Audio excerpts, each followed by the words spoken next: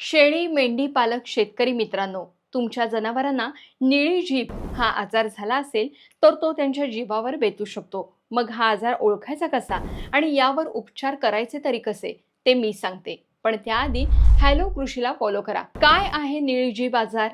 तर हा ओरबी व्हायरस नावाच्या विषाणूमुळे होणारा आजार असून रक्तशोषक कीटक आणि डासांमार्फत याचा फैलाव होतो. मुख्यतः कोवळ्या, शेळ्या, मेंढ्यांना या आजाराचा मोठा धोका असतो. या आजारात नाकातून स्राव, सुजलेलं तोंड आणि निळसर जीभ होते. सोबतच लाळ गळणं, खुरांमध्ये सूज येणं, लंगडणं यासारखी लक्षणं आढळून येतात.